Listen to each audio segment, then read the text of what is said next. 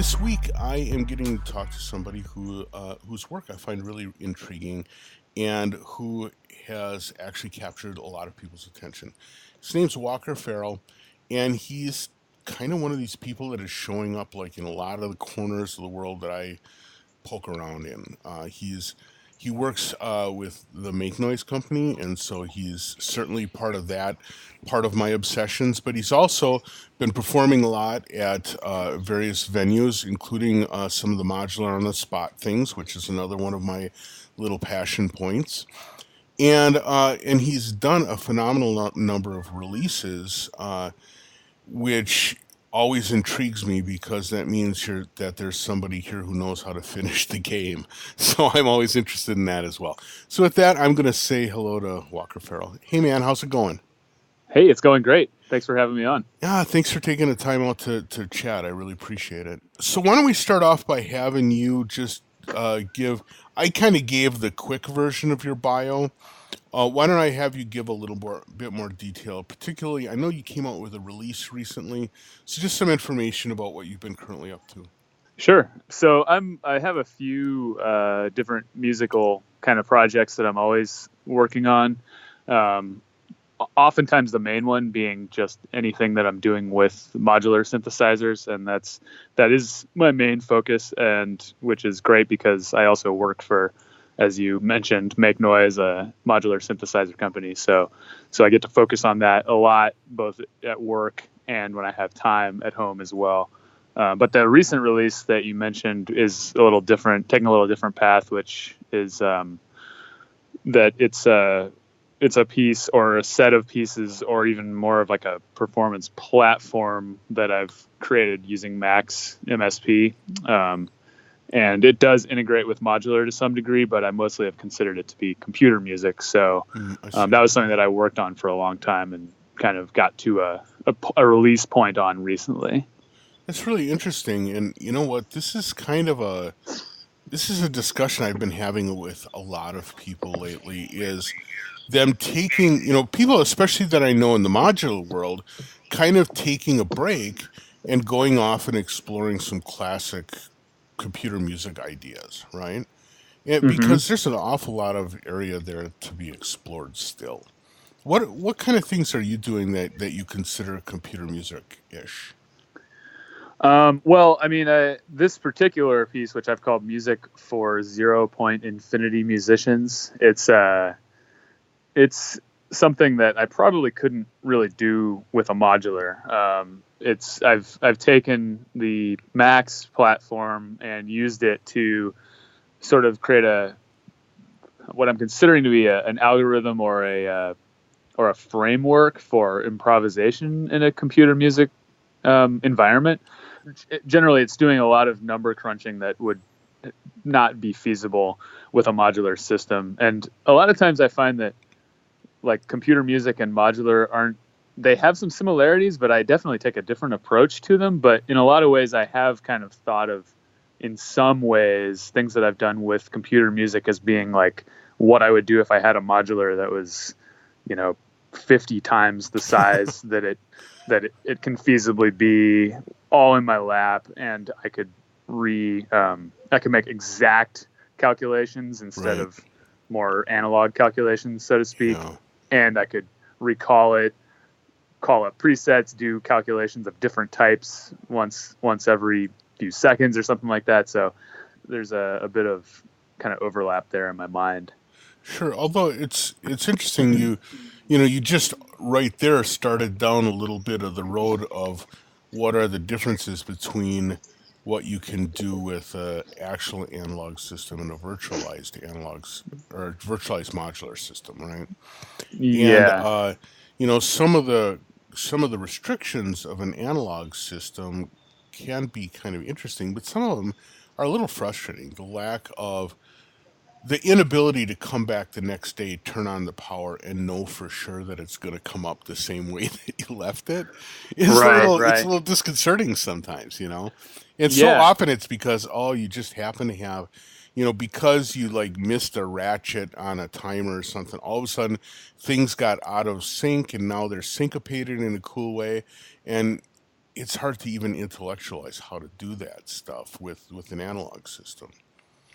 Yeah, that's How to true. recreate it. So, One thing that I've kind of focused on more with when I'm doing stuff with Max to date, and it's always changing, um, but I've usually focused more on the control and composition side hmm, of using the Max program, and less on the sound design side. right, sure, Because and one reason is I think there's already so many fantastic tools made by dedicated people for making sounds. I mean, for example, I mean the synthesizers that Make Noise makes, which I am lucky enough to have a hand in designing, but we also there's so many great plugins and stuff that I find that if I'm trying to design a synthesizer from scratch in Max, I'm not going to do as good of a job as something that's already available. So I've right, seen it more as like, in fact, like what if I had? I guess you could even say that my framework for this piece was what if I had 60 sequencers that could mm, all be set to the exact same values anytime I wanted to, or shift to different values. right. So it's more like the control side of it than the sound design side.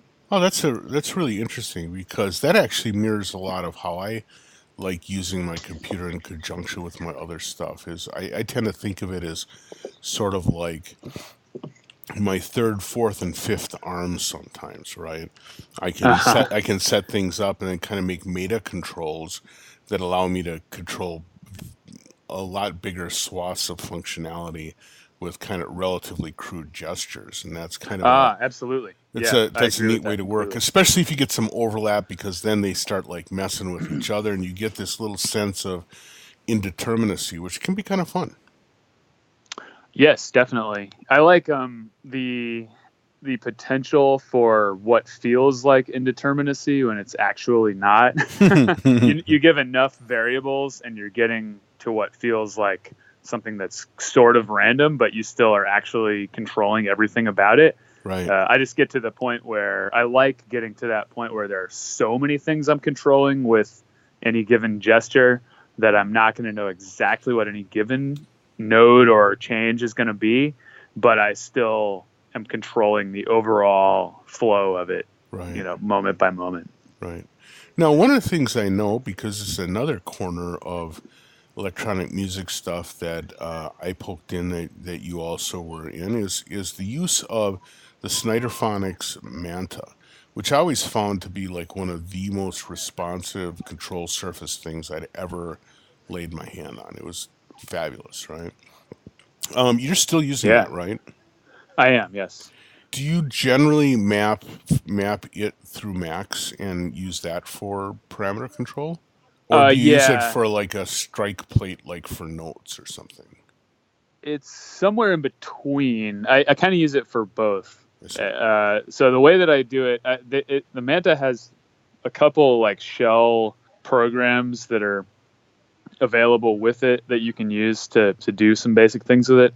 One of them is like the straight just basic turn it into a MIDI controller thing. I don't use that. Hmm. I use with it instead is the external object that's made for Macs Oh, right. to that just puts the data from Manta in, and then each outlet has numbers that come out based on what you touch on the Manta. So what I've done for the piece that I've been working on for a long time is that I'll have most of the middle nodes are controlling individual notes, and then I have several different nodes on the bottom and the top, and then the sliders and buttons that do more macro type of things like transposition or selecting whole sets of instruments that are active, or even selecting different motifs that they're all going to follow and things like that. Hmm. So basically, I'm taking the input of each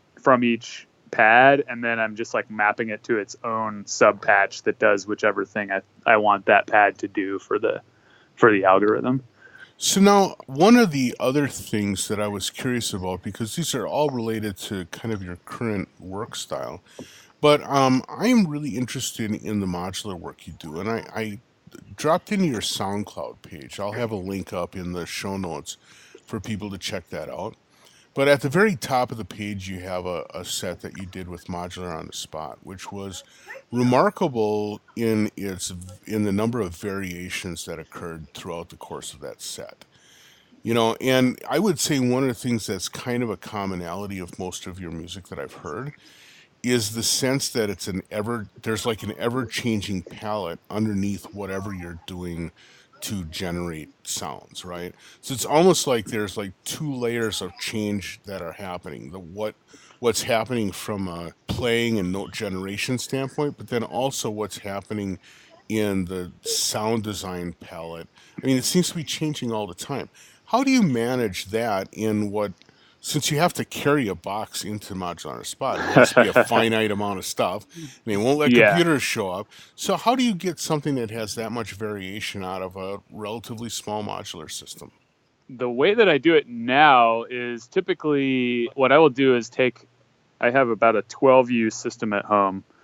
I will build a patch that I'm planning on performing, and I'll build it with an eye to making basically so that every single thing that's patched has more than one thing it can do.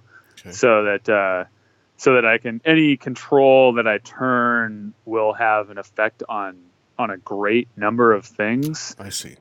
And then what I'll do is I'll take that 12U system, and once I've like kind of gotten the patch to where it's very expressive, I will start cutting out modules until I can fit it all into a 6U system. So okay. I only ever use a 6U system, but I've usually built it on a 12U system, right. then written down pieces, all the patch notes. Sure. Yeah, pulled it, rebuilt it into a 6U, and then I go for basically, like I want for everything to have the maximum like dynamic range that I can create for any given gesture, and I also really aim toward making it so that it's unbreakable as much as possible. Like It's not really dependent on any particular set of things being in the right place. Right. Because what I had done in the past sometimes was like I do things that were either really dependent on a bunch of things being tuned together, or maybe I do things where like I had a bunch of different sub patches and I moved from one thing to the next. Mm-hmm. I found now that like I work best if everything in the system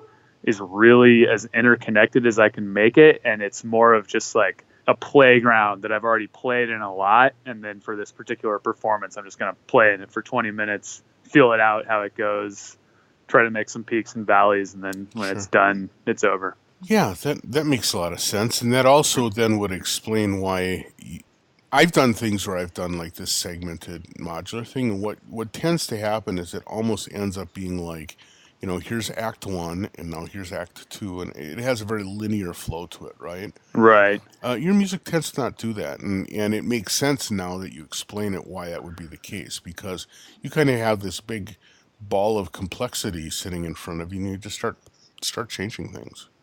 Yeah, well, I think that I see a lot of my musical concepts are about relationships between the different components, and I think depending on how it's all strung together, you can find I feel like I'm finding different types of relationships between the components. So the more interrelated it all is, the better. Sure. Also, that sort of like segmented linear thing.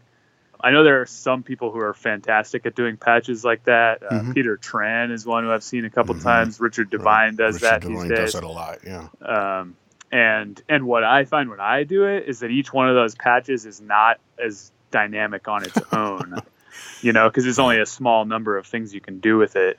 So instead, the other thing that I find in doing that, what I found was that eventually, by the time I would like play with it and rehearse with it and stuff, and I'm getting close to the gig, one of those patches would end up being the one that I really like the most.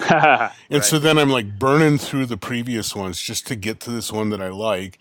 And then I sit on it too long, and then I don't want to leave. And then on the way out, I'm going back to it. And it just, it ends up like messing with me a little bit too much, changing my priority play, I guess. Yeah, I also find that I almost always tend to forget something that I plan to do if I'm playing live. I'll have some kind of like vague outline, and there's some really cool thing, and I'm like, and then as soon as the set's over, I'm like, oh no, I forgot to do that one thing, because I get it's always a different mindset when you're playing live than when you're playing in your studio, or even prepping for a live performance, or even just playing for like one or two people or something. Yeah, that's a fact. I'm kind of curious. You mentioned that you agreed with me that you work at Make Noise, which is good. I mean, I wasn't a total idiot, yes, but agree. I noticed you at trade shows and stuff in their booths, so that's how I assumed that. What do you do? What do you do at Make Noise?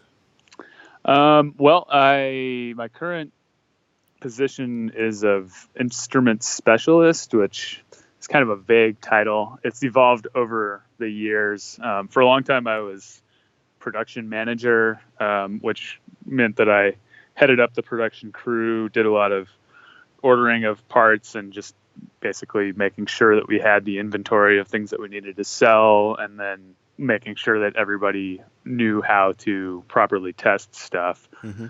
We've handed a lot of those duties over to somebody else at this point, and my job has been focused much more into the instrument, I guess, support for stuff that we already have out in the field. So I make videos for our YouTube channel, typically at least one per week, and I still train the crew members on quality control procedures and calibration.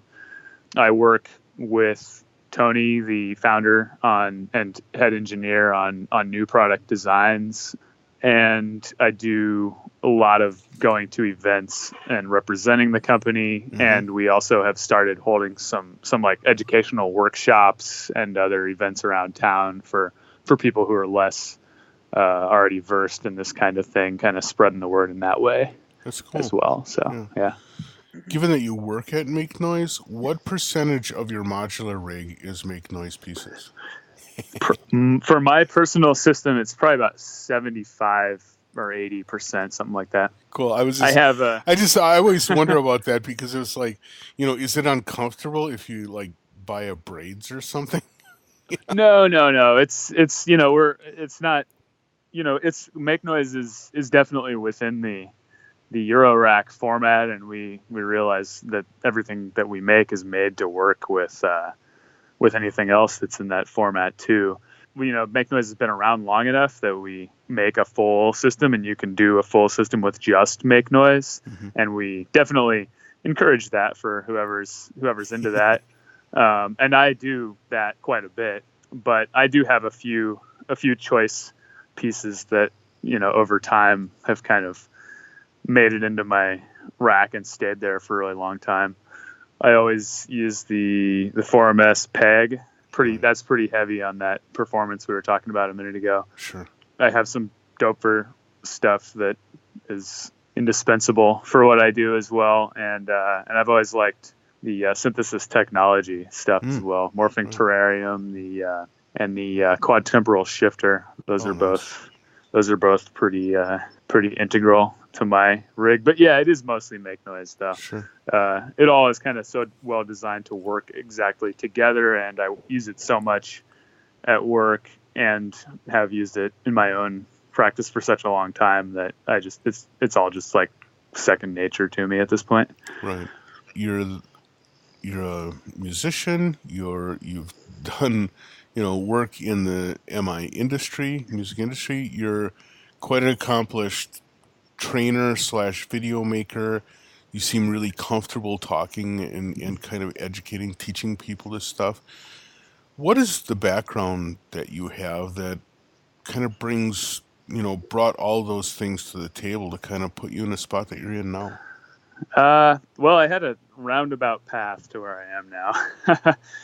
I have always been into music. I was really interested in it from a young age, and when I was a kid, I took piano lessons, and I also knew how to play the guitar, and I poked around with making music and messing with sound in computers as well when I was a kid, mm-hmm. In a really non-rigorous sort of way, taking like primitive sound editing programs and just just drag and dropping stuff and making collages and things like that. And I messed with like early stuff like Rebirth and stuff like that. But I never really started using a computer or hardware synthesizers, either of those things, for like in any serious way till later. When I was about 18, I discovered, or I was in some store, Guitar Center type store, I think it was a Guitar Center. There was an Korg MS-2000 in there, and that was the first like knobby synth that I really played. Okay. And I decided that I needed that. saved up my money for it, and my folks split it with me as a graduation present, and that was kind of like sending me into the deep end for a while, just turning knobs and seeing what happened. When I was in college, I played that in a band along with other keys and stuff, and then I actually didn't really study music in college. I took some classes, and actually that was where I first encountered Max too. Was in college. Must have been on version 3 or 4 or something. And at the time, I don't think I really quite got it. I don't think I really understood what the appeal of Max was. I was really just into playing notes at the time still, even if I like to tweak them into oblivion. Sure. But so I studied philosophy in college, which left me with a lot of concepts in my head, but not a lot of job opportunities. So then I worked in hospitality industry for a pretty long time, where I think that's where I kind of maximized my off the cuff conversational approach, because just finding myself talking to all kinds of people about all kinds of different things, and usually without any choice in the matter. Right. So I don't really have a background in education per se. I think I just naturally like explaining things to people and being friendly while I'm doing it. So one of the things that has to happen in order to kind of be an informal teacher is that you have to really understand the concepts cold, right? Because then what you're going to do is, in a conversational way, you're going to introduce people slowly to things that they don't understand, but you're hoping you can kind of talk them through. Was it literally just you worked the MS-2000 until you understood all of the tenets of synthesis, or did you do any kind of study, or did you like dive into books, or like hoard keyboard magazine issues? How did you come to the point of having that level of facility with synthesis? I think it's kind of a combination of all that stuff. I mean, I'm really, really into just research and learning in general. Almost any topic that I find any interest in, I will research the hell out of it. I'll get every book I can on it and find out everything that there is to know about it. And that's true not just of synthesis at all. I mean, it's true of all kinds of philosophical and historical topics that I've been interested in over the years, and music generally. I mean, I know a ton about the history of different types of music and stuff, and that all kind of ties in with it as well.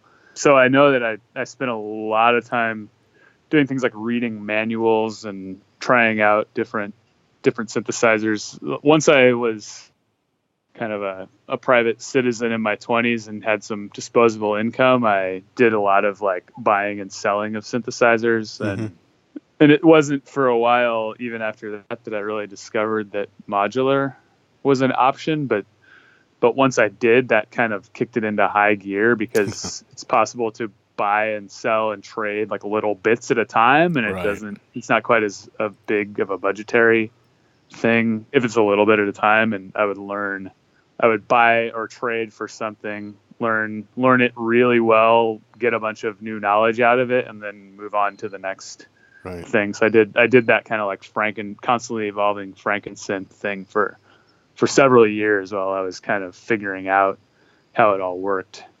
So the MS-2000 was your first knobby synth. What was your first modular?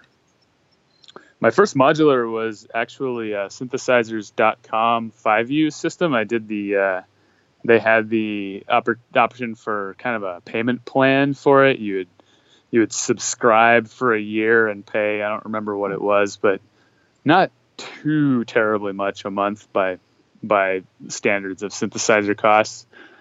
And by the end of the year, you had a very basic like East Coast voice, couple oscillators, a filter, ADSR, VCA, etc. A couple of VCAs probably. And then I kind of started adding on to that, and I was with that for a couple of years before I was then looking in Wire magazine and saw a photo of Robert Ike Aubrey-Lowe with his Eurorack system. And I was like, how come my system's not portable like that? So I kind of dove a little further into the internet, and that must have been 2010 or 2011. By that time, I'd been using the 5U stuff for a couple of years. And at that time, the Eurorack kind of explosion was really just beginning to heat up. Yeah. It already felt at that time like it was already in full effect. Right. But yeah, we hadn't really seen anything yet. But so I basically just pieced out the 5U system and started going into Eurorack, because once I discovered the dope, really it was all Dopefer that really got me into some new concepts. I started reading all the manuals for things like sequential switches and logic and low pass gates, and these were all things I'd never encountered before that. And the idea of using these sort of like kind of mathematical scientific concepts as basis for music was really eye-opening to me. It therefore then makes sense too that you're working for Make Noise, where things like the maths are sort of like the complete birthing of that concept into a module. Definitely so. And it was probably a few months into my Euro kind of renaissance that I did get a maths, and that definitely opened a lot of new paths for me as well. Right on. At that time, I did not know that I lived in the same town that Make Noise was Are you located kidding me? in. Yeah. That was just a fluke. That was just basically unreal. Just serendipity. Wow. I was walking at a street fair downtown, and the Moog Foundation had kind of a tent or booth there. It was inside of a building, but it was part of the street fair.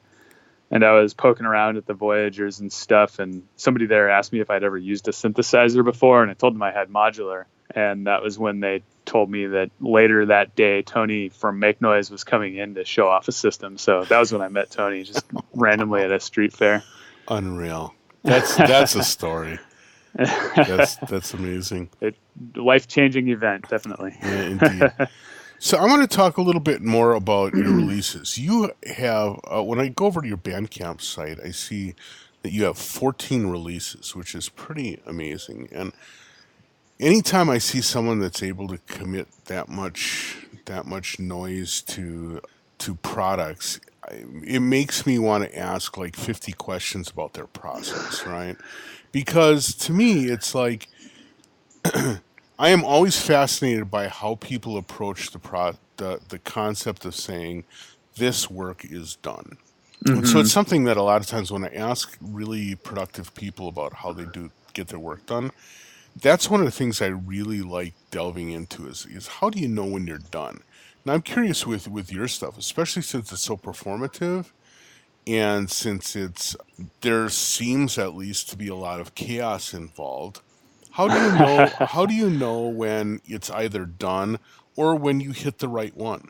You know, that's a good question. If it's a chaotic system, it's sort of like each time you run it, something different is going to happen. How do you know when you hit the right one or the best one?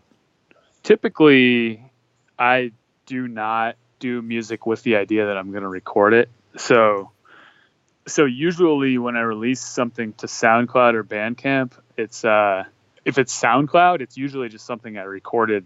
I liked enough that I thought I should hit record on it, and then I did several takes, picked one that I liked the best, decided that it was good enough for somebody to hear somewhere, and just went ahead and uploaded it. Okay. With Bandcamp, I think of that as like a little more. I try to curate it a little more and only put up stuff that I'm proud enough of that I wouldn't just upload it the same night that I made it, but rather I thought about it a little more. Mm-hmm. Usually what happens with that, especially in the last year or two, has been that I will make a recording of one of those patches that I really like, and then I'll just kind of I was telling you about earlier, where it's made for performance, and I spent a really long time kind of building it, and then I'll kind of like try to create the perfect performance of it and record it and release it. Sure. But in the case of the computer music piece that I released recently, I did a whole bunch of recordings of it over the course of like a year and a half, and I don't know, it seemed to be getting more enthusiastic responses from people I played it for than I'm used to, which people have always told me that. I mean, I've always got people who tell me that they like my stuff, and usually there are a few people who are really enthusiastic, but I don't know, I felt like it was a bigger project, so I spent more time getting that one prepared. Got it. And I ended up just sort of spending quite a bit of time kind of like deciding on the sequencing of the different parts and getting some album art from an artist who I liked and things like that. So, and I think that for that kind of thing in the future, I will continue to put a lot of time into it, but I also will always have like minor releases that are just random recordings of things that I really liked. Right, sure. At the moment. Now, can the title, Music for Infinity Musicians, what does that have a particular meaning for you?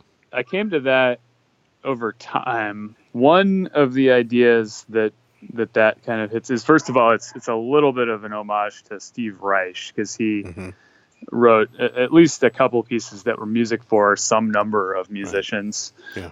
Some of the conceptual basis of what I'm doing in that piece definitely has some roots in things that he did.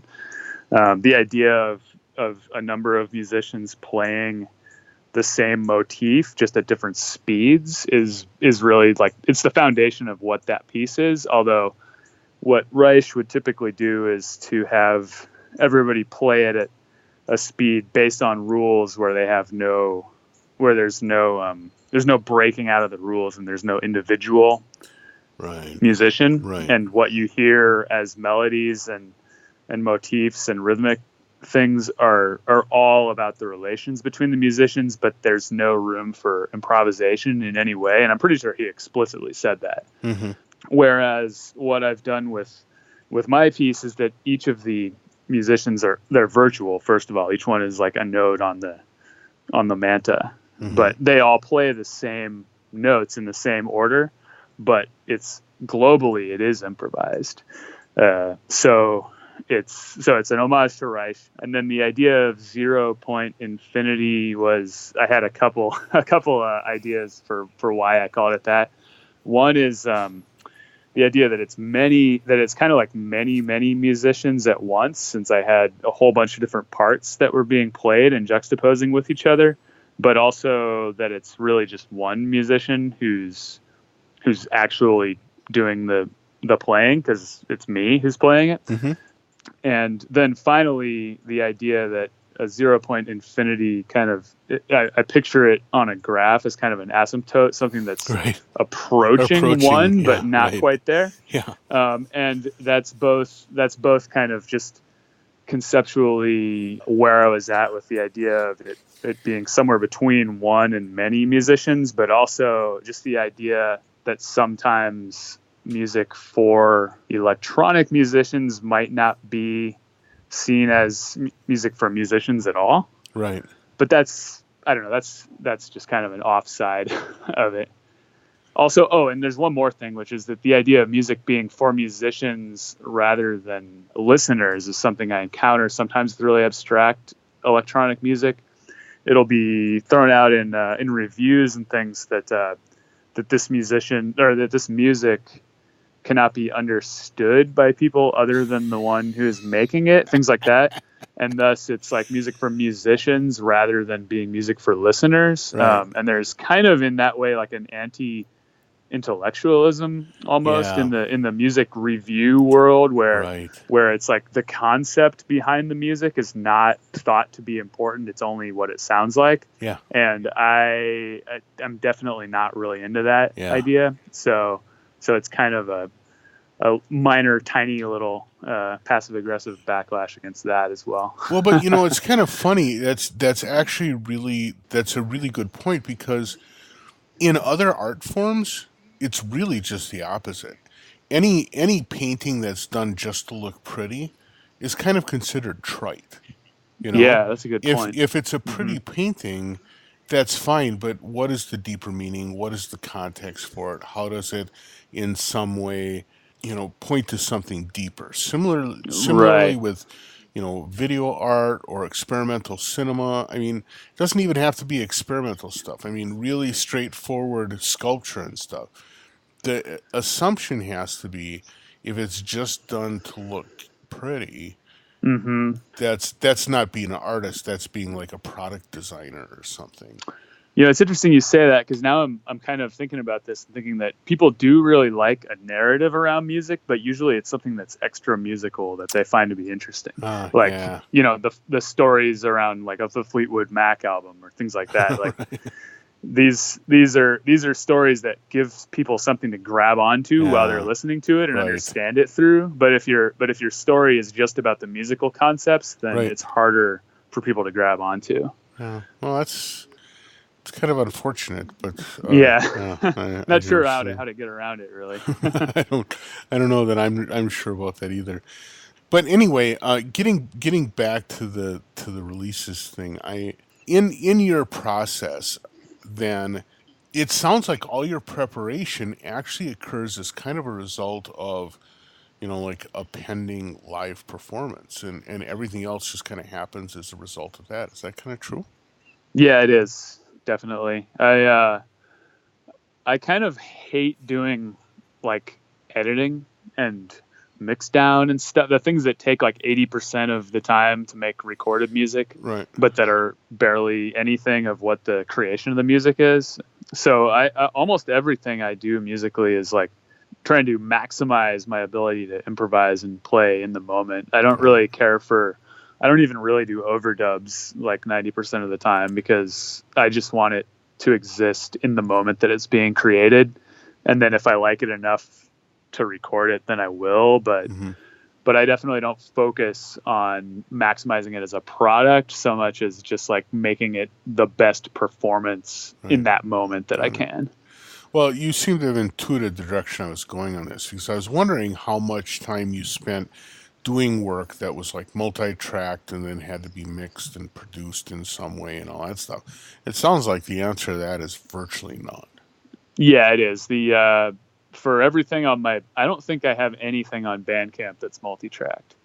I have Do you some. just hate it? Is it just something that you don't enjoy, or is it more of a political statement? Well, I don't know. It's not that I hate it, and it's not really that I have anything against it. I think part of it is, for me, it's that when it comes to doing like really intricate editing, where each part is like very well thought out, and especially if you're kind of like pointing towards genre signifiers and stuff, which is a lot of what mixing is. It's like Hmm. deciding which part is going to kind of occupy Which one's which going to be the space in the bridge? mix. Right. Yeah, stuff Whatever. like Yeah. that. Which one's going to be the bridge, or even like just which part is, Oh, which part comes forward now? Yeah. yeah, which part is going to come forward. Like, it's thinking about like how the space is occupied in terms of how you're listening to it. I've learned a lot about how people mix jazz versus rock versus hip hop or techno. They usually have each one has its own relationship to the drums, the bass, the Hmm. melody, the vocal. And there are a lot of people out there who can do these things at a very high, very slick level. And I don't think I can really compete with that. I'm really just a musician. So I just kind of take a different approach. Now, one of the other things that when I look at your list of work, practically all of it is Walker Farrell, and none of it is Walker Farrell and someone else. I haven't really found any scenarios where you've worked with other people. Do you ever do collaborative work, or have you ever worked like in a group kind of scenario, or is that something that Um, you don't enjoy doing? no, it's I do usually do my musical work alone, and a lot of it is just due to time, because I work full time, and then I'm also a parent, and so I mostly do my musical work late at night and fill it into nooks and crannies and stuff like that. Right. And then if I'm going to do a show, I find out about it long in advance. I couldn't do something I found out in the same night. I mean, I really don't have like the regular available time to like work in a group over a long period of time. Mm-hmm. That said, I do have some collaborators who I'm soon going to be working with on some things. Well, that's good. Yeah, I haven't played. I mean, I haven't ever really played modular or anything like more like that live in a group setting. It's something that I really want to do, though. But I haven't. I played in a band way back when I was in college, most like keyboards and stuff, and I really enjoyed it. So Yeah, I'll tell you, not at all against the idea. yeah, doing kind of collaborative or group work on synths is actually kind of interesting because it always takes a while to formulate because at first, everybody can make all the noise and everybody does, right? And it's when you get to the hmm point where everyone's like, well, I want to listen to what that guy's playing, and people start focusing more on listening than on playing, that hmm all of a sudden really amazing kind of things can happen. But Yeah, it takes a definitely. while for that to occur sometimes. I should actually say that I did perform in a group setting. I just overlooked this while you were asking me this, but just a couple months ago, I played in a group improv using Seattle Lombard instruments, Hmm. where I played the Sidrax, and there was a bunch of other ones involved too. And it was a group improv, but with kind of a structure with two other guys. Okay. And we played at a house concert, and that was great fun. And I'm hoping that we'll be doing that again soon. Oh, that sounds like Yeah. that would have to be an amazing caterwaul. Getting a bunch of St. Lombard stuff all flying at Yeah, once. yeah. Well, I think that we're all pretty experienced musicians, so Uh-huh. and I have played a lot in groups in the past, so we had a good sense of like the ebb and flow, and we weren't really fighting each other Right. at any point. I think like what you were saying is like that's sometimes a concern if you're playing Right. with like really, especially with modular type stuff live. Right. It's the temptation is it's very easy to have your own instrument just making sounds all the time, and Right. it's really important to keep the dynamic movement of the overall thing in mind. Hmm. Given that, I'm curious, what are some of the future things that you're looking to do? Obviously, some collaborations are in the work, but what other things do you have in mind as like areas that you're going to kind of expand your work? When it comes to computer music, I've got a number of ideas for evolving the music for Zero Point Infinity Musicians concept. So you may have noticed that it was labeled as Volume One on the EP page, and originally I just thought that was because it's just an arbitrary set of recordings of this improvised patch, and I'll probably have more. Okay. But since then, I've kind of been developing the overall concept of it in kind of several directions, and one is that I got a little burned out on having it control mostly multi-sampled instruments, and a big reason for that is that I'm really interested in just intonation right now, and for a while now I've been reading and kind of studying a lot of what Lamont Young and other people have done over the last 50 years with that. And those are concepts that I want to explore, and that I think that my kind of platform for playing many instruments at a time will be really good for that once I've gotten it to where I'm actually picking the tunings for the instruments I'm using and stuff like that. So Hmm. so that's something that I'm pretty excited about. And then I also have a couple ideas for incorporating visuals into it. I want one of my releases to come in video form as well. So I'm working with, at this point, a couple different artists on different ways to do that and have the visual structure be integrated into the control structure that creates the music as well.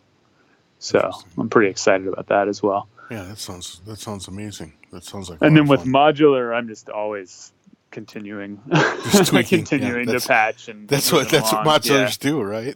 Yeah, yeah. I mean, and a lot of it will have to do with what I'm working on with Make Noise. I mean, we recently released the Morphogene, which is just phenomenally powerful digital module that can do all kinds of things to sounds that were really basically impossible to do in the modular synth before, and it's opened up a lot of paths for me. So definitely I'm in a good place with that as well.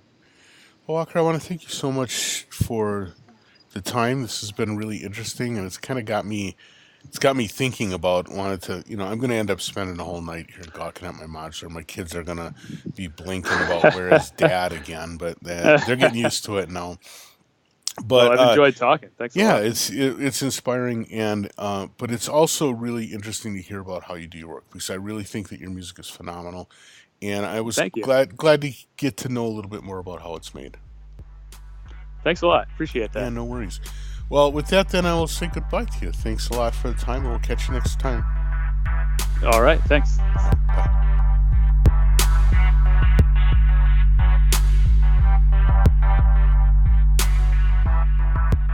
Many thanks to Walker for hanging out, talking, covering his process, covering his use of gear. A lot of interesting information there, and as always, I just come out of it, I don't know, inspired, impressed, excited to do some more work. I hope that you're finding it the same, and I hope that you are enjoying these podcasts. Please make sure that you continue to share them, poke people in the eye if they're not listening, send them links, whatever you do to help your friends get on top of stuff. I'd appreciate it. With that, I'm going to let you go. Thanks a lot, and catch you next week. Bye.